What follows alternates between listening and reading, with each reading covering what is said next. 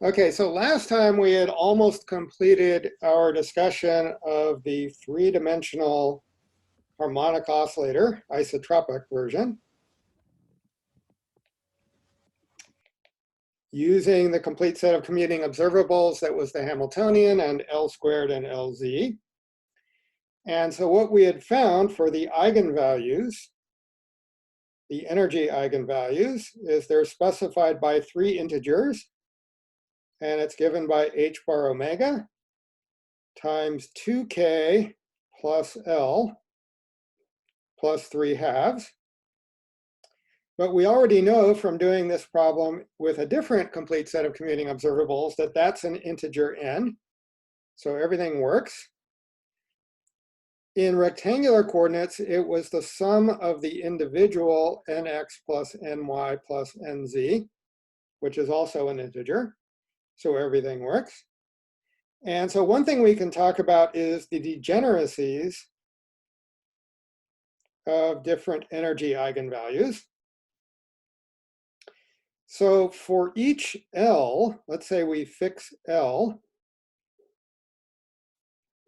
then there's a degeneracy because we can change M to anything we want within that subspace, which goes from minus L up to L.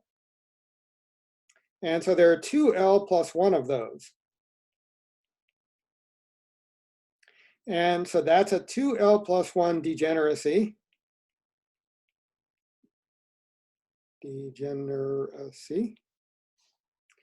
And the thing is, that's always the case for spherical symmetry. There's nothing special about the harmonic oscillator that made that true. This is always for spherical symmetry. And it's just because of the properties of the spherical harmonics. Okay, and in this case, it's true that there's a larger degeneracy, however. So, but for this special case, meaning the isotropic harmonic oscillator, there's a larger degeneracy, as we had already found. So for example, if you have k equals 0 and L equals 2, and you have k equals 1 and L equals 0, just plugging in right into here, you find that the energy is the same. Okay, so these also have the same energy.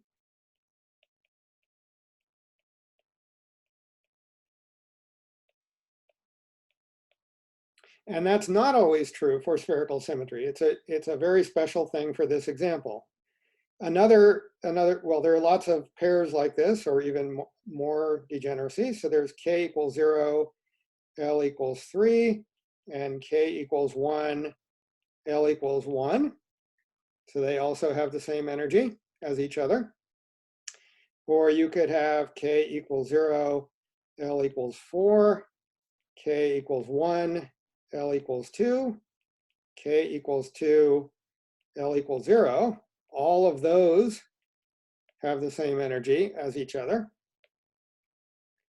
And so these are examples of accidental degeneracies.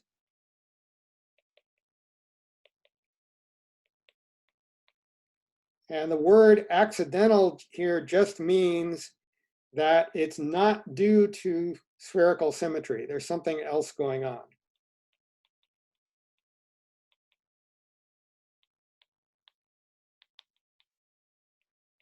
Or it's not entirely due to spherical symmetry.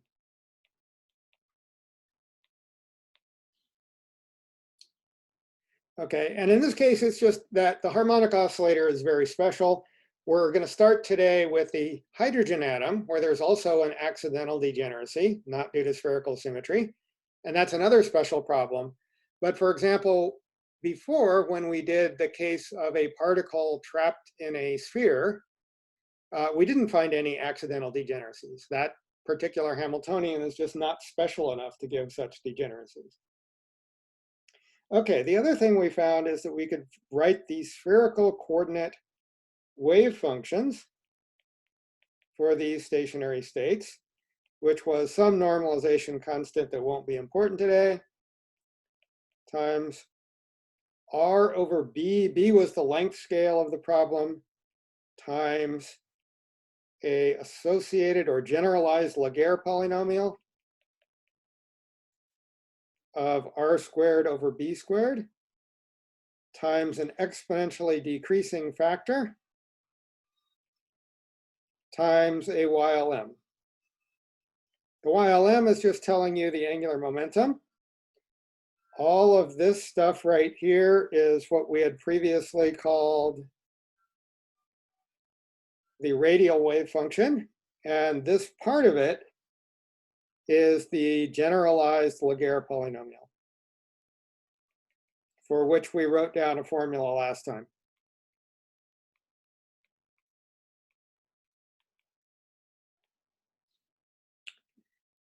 Okay, so it's a little bit complicated, but one interpretation of what is the integer k doing is if you look at the radial profiles for this, k is equal to the number of zeros of this function for 0 less than r less than infinity.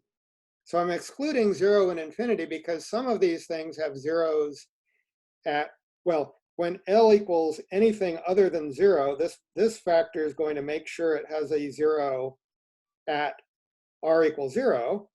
And when r equals infinity, the exponential is going to kill it because the exponential kills anything for r goes to infinity. So there's always a 0 out there. So this is the number of zeros between those two values of r. So we can make a graph of what these radial profiles look like. So let me draw here the radial wave function as a function of r. Here's the value of b. Oops, that didn't go well. Here's the value of b. Okay, and so first of all, for L equals 0, it looks something like this. In fact, it's just sort of a oops. My pen is thinking I want to draw straight lines when I don't. Okay, it's sort of a Gaussian thing. And then for L equals 1, it rises linearly for small r. But then it reaches a peak. And then it goes exponentially down. So this was L equals 0. This was L equals 1. Okay, and then for L equals 2, notice here it's rising quadratically. So it's rising slower. But eventually the exponential gets a hold of it and kills it off at larger r. So this is L equals 2. These are the different radial wave functions. And this is all for k equals 0. Okay, these are the ones that have no zeros between 0 and infinity. We can also make a graph of what these things look like as a function of r for k equals 1. Now all these k equals 1. All of these are going to have 1, 0. You can pick out again the small l behavior comes from this factor. So once again, for L equals 0, it's starting out as a constant. Okay, and then it does this. It has 1, 0, and then it comes back up and it dies exponentially. That's L equals 0. For L equals 1, it rises linearly again. Then apparently I'm making my things too linear. The pen takes over and thinks I want to draw a linear thing.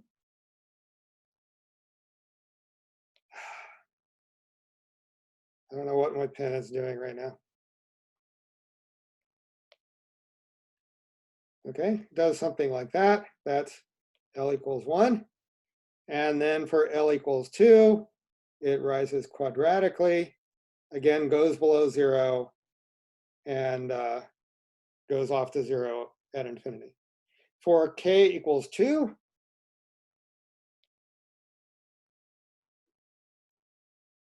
so these are k equals 2 radial wave functions as a function of r. Here's b again.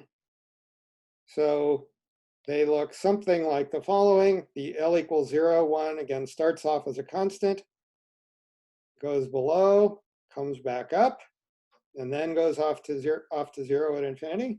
So that's what L equals 0 looks like. L equals 1 rises linearly, but it has 2 zeros. And the L, that's L equals 1. And the L equals 2 rises quadratically, and then has 2 zeros. So it does something like that. So that's the L equals 2 wave functions. Okay, so that's what that looks like. That's the interpretation of k. It's the number of zeros. It's a property of the associated Laguerre polynomial, because notice that's the only place in the wave function where k appears. Okay, and so this is governing the small r behavior. This is governing the number of zeros. And this factor right here is governing what it does for very large r, where the wave function dies off.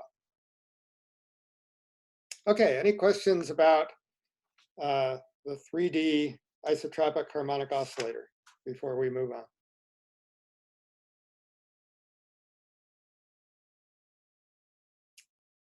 Okay, so our next topic is going to be hydrogen-like atoms.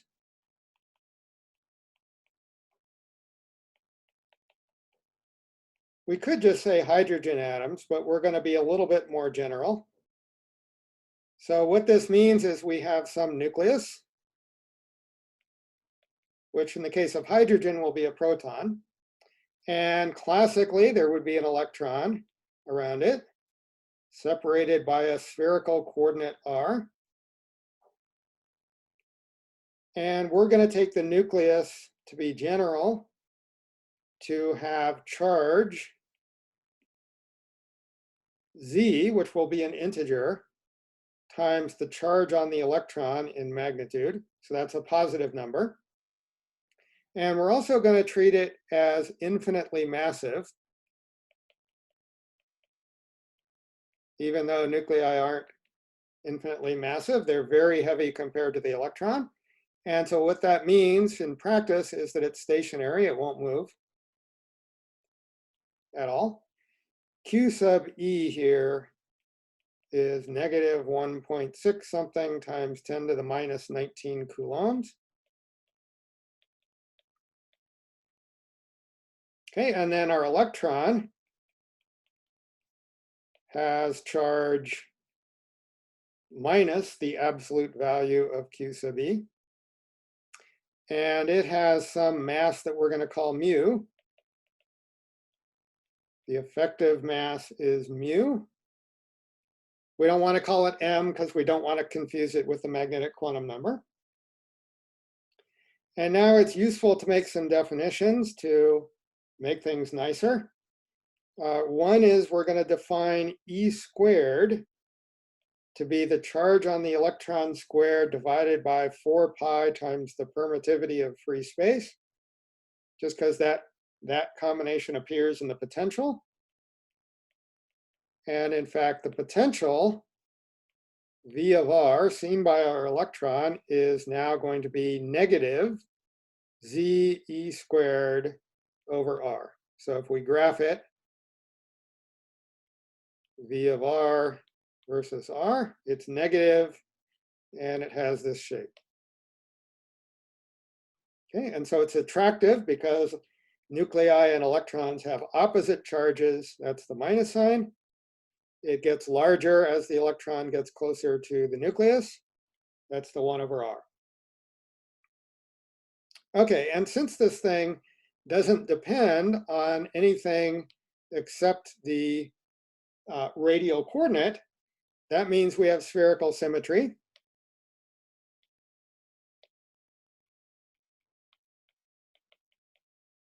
And that means it's a good idea to choose our complete set of commuting observables to be the Hamiltonian and L squared and L sub z, just like we did for the isotropic harmonic oscillator. And since that's going to be our complete set of commuting observables, the fact that L squared and L sub z commute with the Hamiltonian is just a restatement that we have spherical symmetry, that the Hamiltonian doesn't change when we do a rotation. Okay, so now we're going to look for eigenstates of simultaneous eigenstates of energy labeled by L and M with wave functions that have the following form.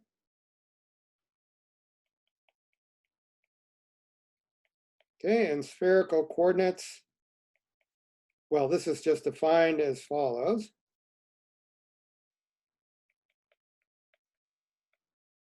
Okay, but as we did before, we're going to write the radial wave function first as u. It depends only on the energy and L, and it's a function of r, divided by r. So that's what we called before the radial wave function. It just turns out to be convenient to factor out a 1 over r, and then multiplied by our spherical harmonics that are telling us what the angular momentum eigenvalues are.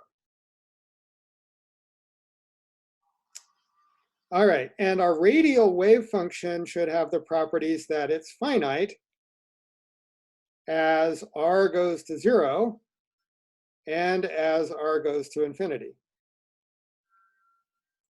Because it would be pretty weird if we're describing an atom and the probability of the electron to be extremely far away is blowing up, let's say.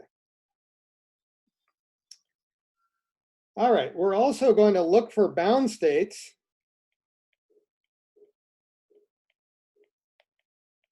which means that the energy is going to be less than the value of the potential at infinity. That's what a bound state means. And in this example, unlike the simple harmonic oscillator, the potential at infinity is 0. If we go back up to this graph, that's what this is telling us out here. When r is getting very large, the potential is going to 0. Okay, and in general, for bound states, it's going to turn out that only discrete values are allowed. We'll see that happen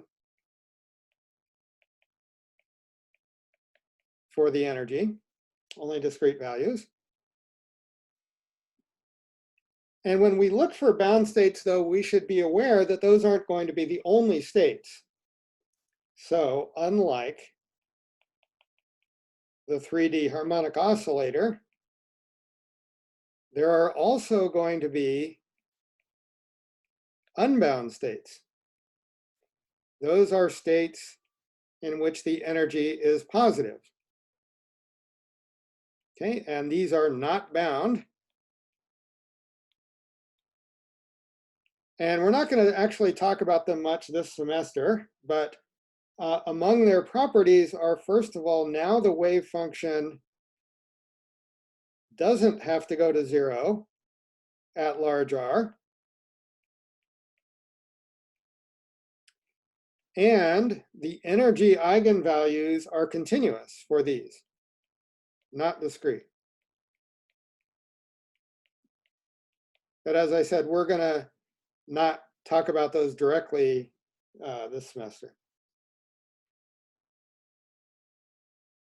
All right, so before we had actually written down the general Schrodinger equation for the radial wave function in terms of the u, and this is what we got.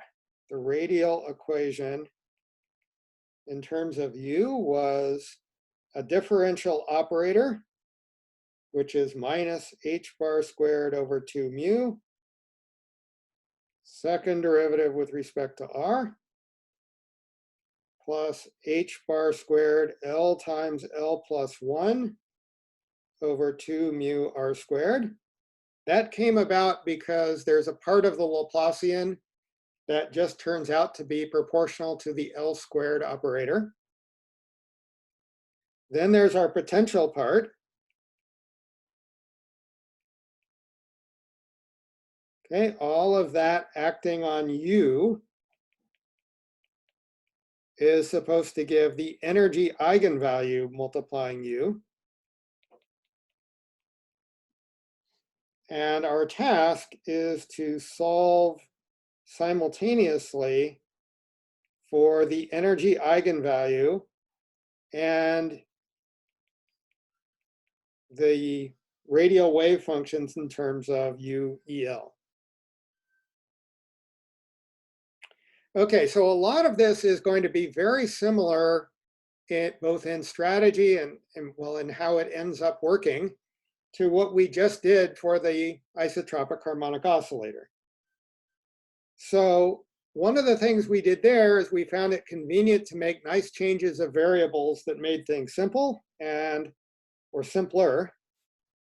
And one thing that we did first is we replaced our radial coordinate by a dimensionless variable. So replace r by a dimensionless variable. That always makes things simpler. So how should we do that? A clue as to what we might want to do is to notice that if we look at r goes to infinity, which is a subspace, a subcase of where we want to solve generally, if we look at r goes to infinity, then this term's not very important because it's divided by r squared. And likewise, this term is not going to be important because we're dividing by r, whereas this term's a constant. And this term's not a constant, but we're taking derivatives with respect to r. And so those don't necessarily get small as r gets very large. So the clue is that for r goes to infinity, the most important terms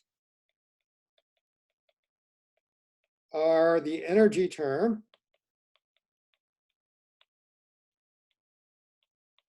and the term h bar squared. So, and h bar squared over twice the mass times the second derivative. Okay, and so now if we think about how can we construct something that has units of distance out of those, there's pretty much only one way, and that is to notice that h bar squared over twice the mass times the energy has the same units as distance squared.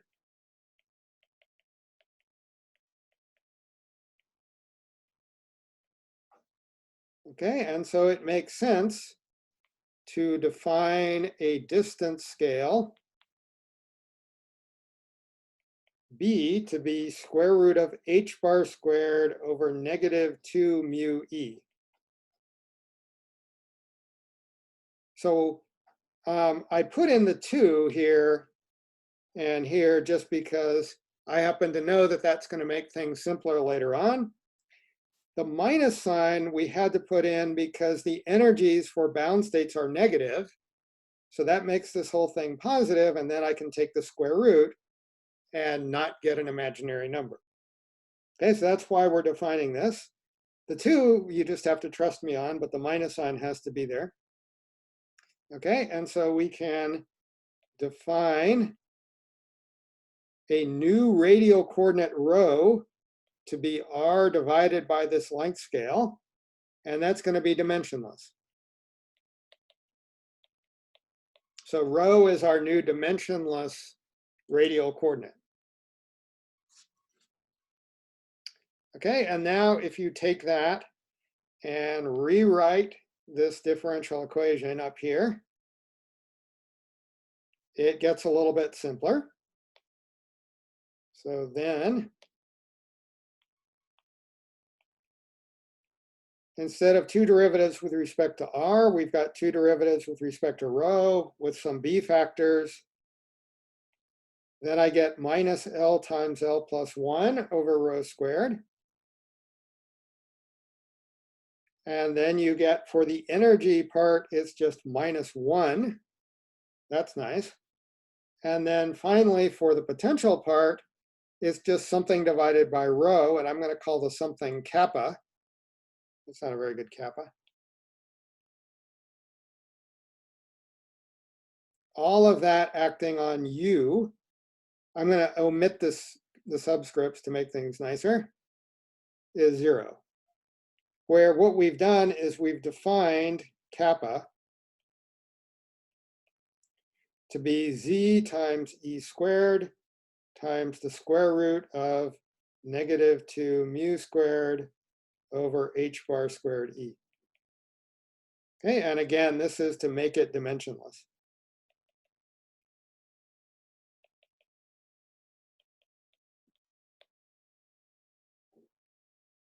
Okay, so our differential equation here has gotten a little bit nicer.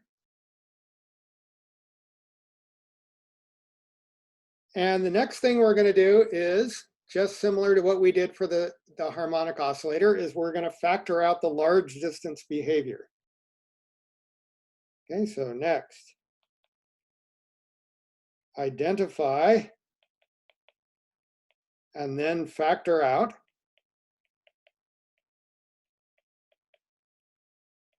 the large R, which really means large rho now, behavior. So why is that a good idea? That it's because these wave functions tend to have exponentials in them, and by getting rid of the large R behavior, we're factoring out the exponential part. And when we factor out the exponential part, the remaining factor has a chance to be a polynomial. And in fact, it's going to be a polynomial again, just like it was for the harmonic oscillator. So if we look at this thing for large rho, again, this term we can forget about, and that term we can forget about. And so our equation just becomes second derivative with respect to rho of u is u from here. Okay, that's true for large rho. And what can solve that equation exactly? U is some constant times e to the minus rho plus some other constant times e to the rho. Those are the exponentials. And the second one we can reject because that would blow up at r equals infinity. So we don't want that. Okay, and so really all we know is that we're factoring out a factor of e to the minus rho. And so that motivates defining a new variable, u of EL. Capital U is going to be the new variable little u of EL times the exponential factor that takes care of what happens at very large rho. Okay, so this is just motivation. You can do any change of variable you want, but this is going to make things nicer. So if you substitute that in to the differential equation,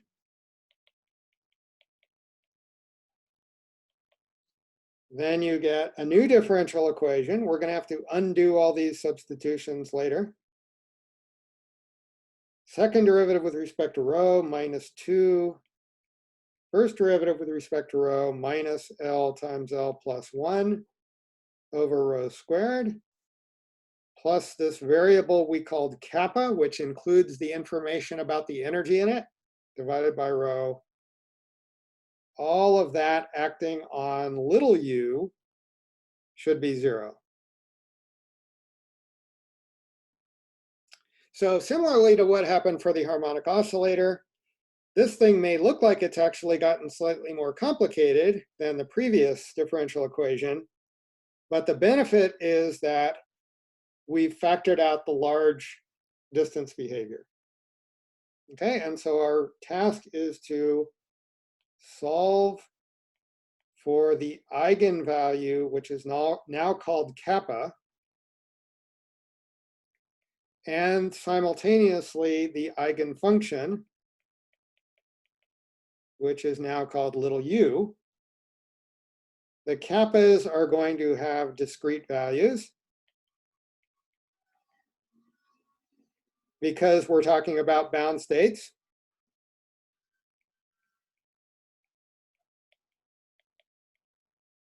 Okay, and the little u is going to be finite as rho goes to infinity.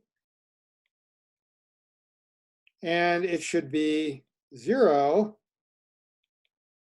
as rho goes to 0. And the reason for that is if we temporarily remember our changes of variables, we had capital R was big U over R, which was little u over rho. Okay, and so if this thing doesn't go to 0 at rho goes to 0, then it will blow up, and we don't want R to blow up. So we want little u to go to 0 as rho goes to 0. Okay, so all of that motivates, and this is extremely similar to what we did for the harmonic oscillator, that we try a solution that looks like this. Okay, we're going to try for some power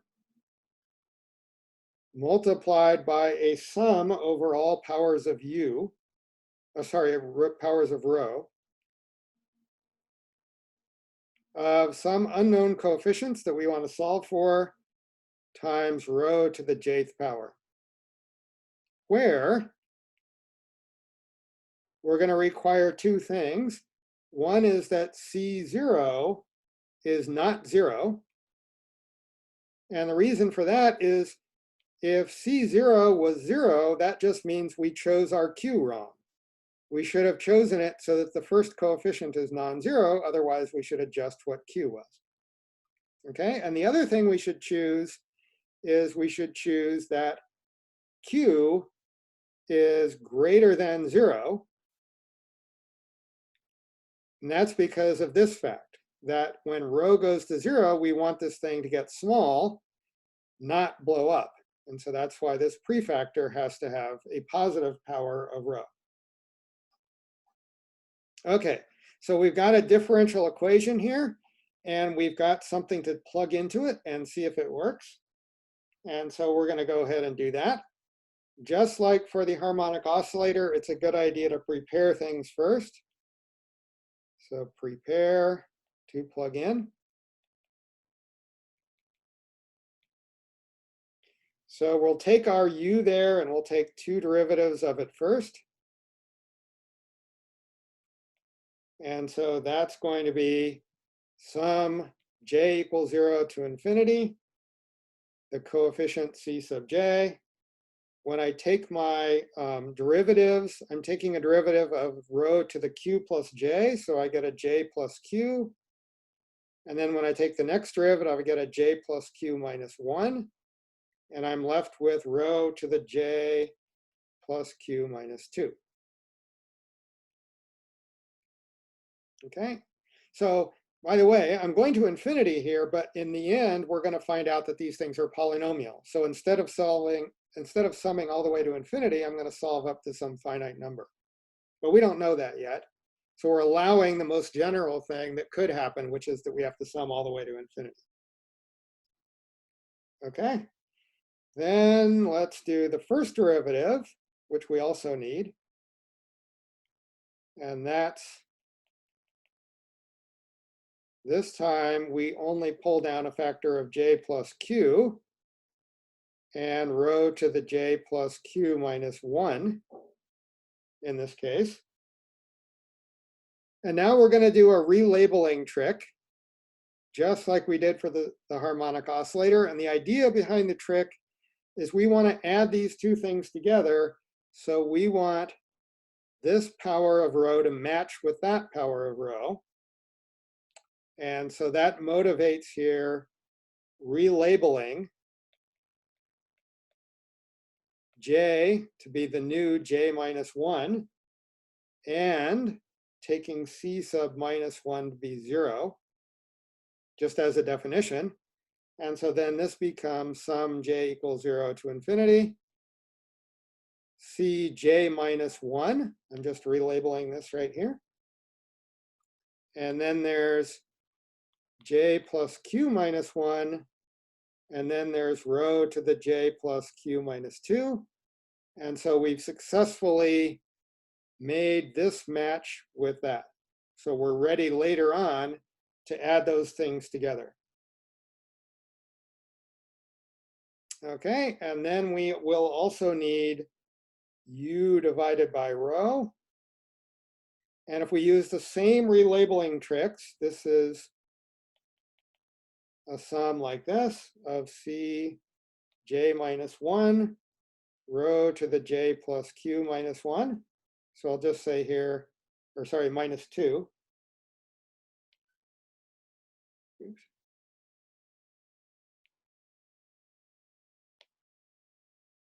So I'll just say here, same relabeling tricks. Again, we're defining c of minus 1, which appears in that sum to be 0. Okay, and then finally, we have a term in our differential equation that's u over rho squared. And that doesn't need any tricks. That we can just write like this. Sum j equals 0 to infinity, c sub j rho to the j plus q minus 2. So no tricks.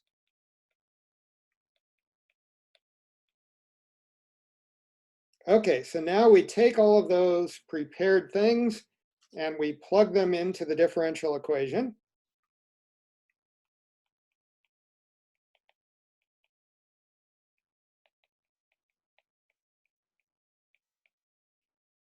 Okay, and so here's what you get. Every term has a sum from j equals 0 to infinity. Every term has the same power of rho. That's what we aimed for. And then multiplying that, we have a bunch of stuff that has to vanish for every j. So there's a c sub j times, if you gather everything up, there's j plus q times j plus q minus 1 minus L times L plus 1. And then there's terms that are proportional to c sub j minus 1. And when you gather those up, those are kappa minus 2 times j plus q minus 1. Okay, and all of that stuff has to equal 0. And therefore, each power of rho must vanish separately. And so all of this must be 0 for each possible value of j, which starts at 0 and goes off to infinity. Okay. So just like we did for the harmonic oscillator, what we're going to do is just start at j equals 0 and solve that, and then move on to j equals 1 and solve that, and just keep going. Okay, so first for j equals 0.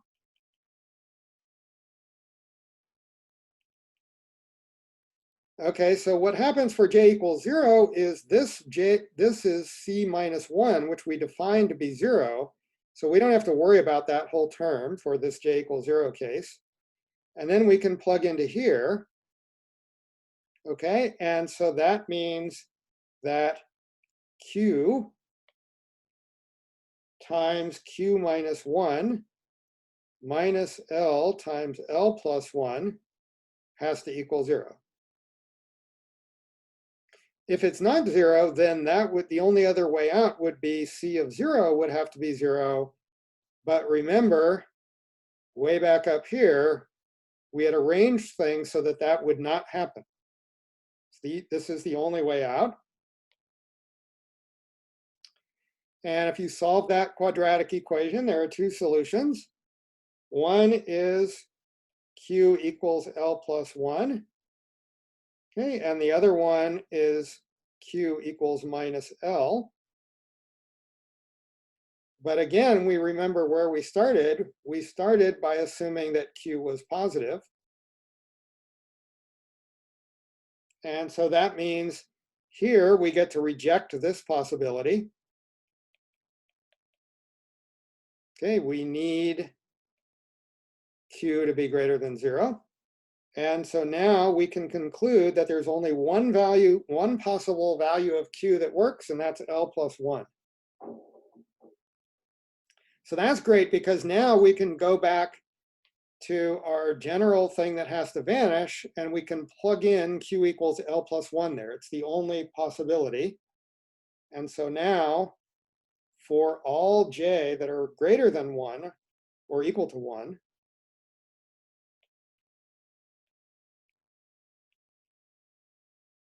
if we plug in, we get C sub j times the quantity j plus L plus 1 times j plus L minus L times L plus 1.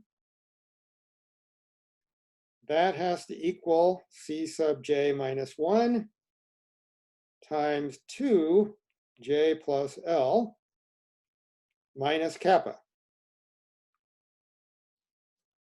And so once again, we have a recurrence relation that says, if we know one coefficient, let's say we know C sub 5, then this will give us C sub 6. And so if we know the lowest coefficient, then we're going to know every other coefficient along the way. This is actually easier than the harmonic oscillator, where it related to coefficients differing by 2 units. Here, it's differing by 1 unit. And so it's relatively straightforward to solve this recurrence relation for any initial C sub 0. Okay, and in fact, this part right here, we can even simplify a little bit. This turns out to be j times j plus 2L plus 1. And so our recurrence relation just says this. Each coefficient is equal to the previous coefficient multiplied by 2 times j plus L minus kappa over j times j plus 2L plus 1.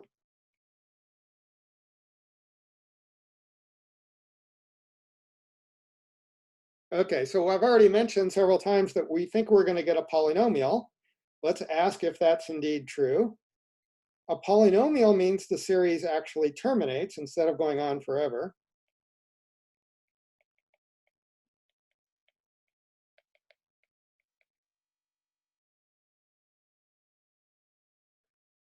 And so the answer is going to be yes, but we're pretending we don't know that yet. So let's say it's not true. And if it's not true, then let's consider what happens at large j.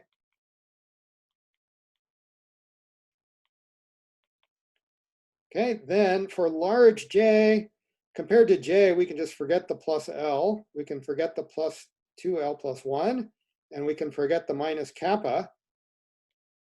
And so that just says Cj over Cj minus 1 is going to be 2 over j. And that means for large rho,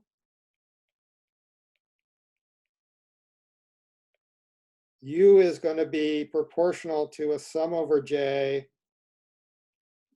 2 to the j over j factorial. That's coming from this factor when we do the recursion, times rho to the j power. And that is the exponential of 2 rho. Okay, and if that were true, that would imply that capital U is e to the minus rho little u, which we just found is e to the plus rho, and that's not normalizable. It's blowing up at large values. Okay, therefore we can indeed conclude that that's not possible, and therefore the series must terminate in order to give us a physically reasonable answer. Okay, so therefore we need that for some k integer, so for some integer that we're going to call k, and it could be 1 or 2. It can't be 0 because we need a polynomial. That c sub k is equal to 0. If k was 0, that would say c0 equals 0, and that would be a contradiction again with what we assumed. Okay, and that means indeed little u is going to be a polynomial.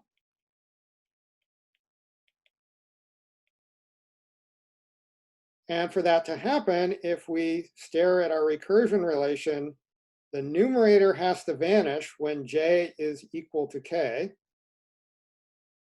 Okay, and so we need that 2 times k plus l has to equal kappa, which remember was z e squared times square root of minus 2 mu over h bar squared e. Okay, and now we can define an integer n to be just this k plus l thing, which is appearing right here. That's a positive integer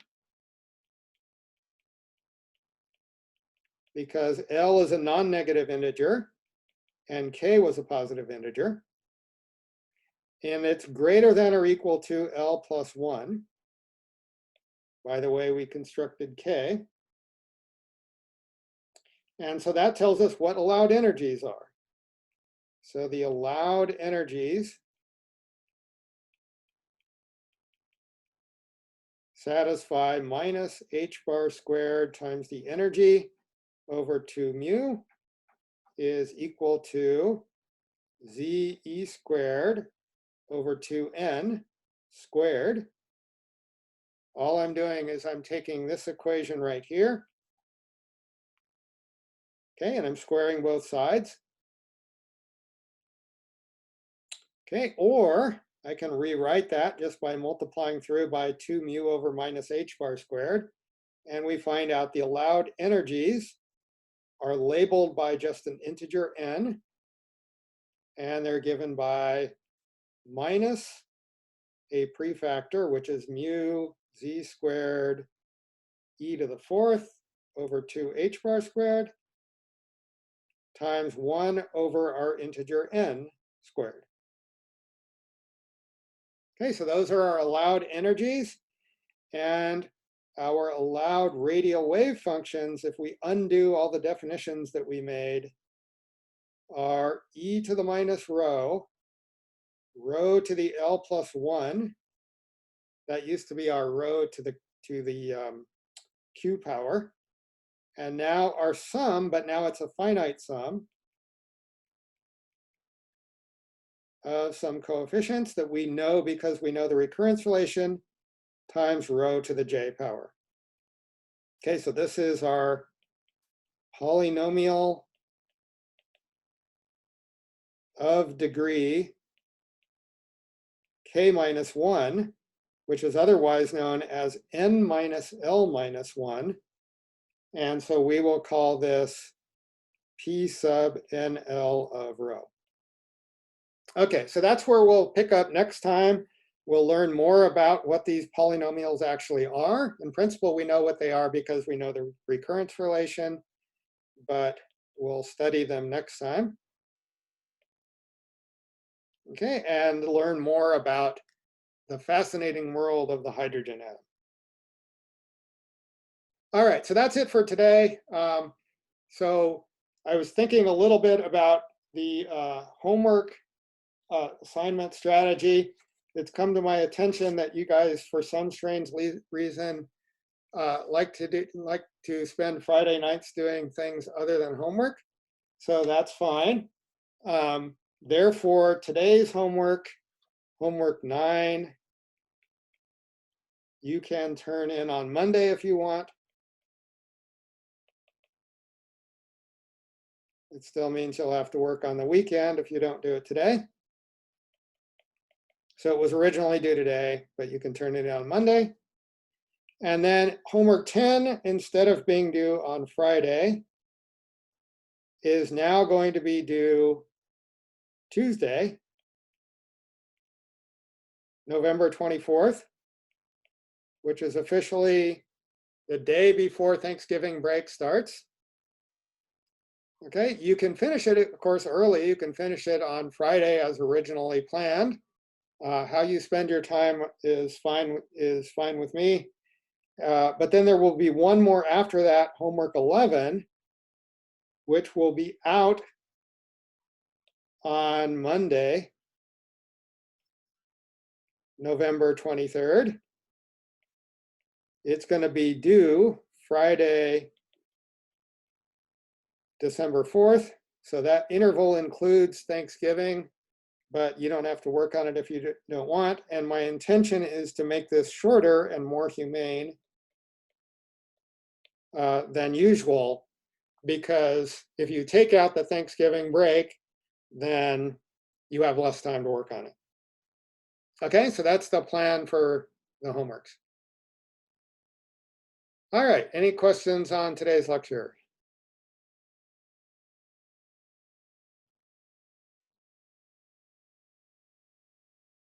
All right, if not, then I will talk to you on Monday, unless you have other questions. Questions about the homework, if that's okay.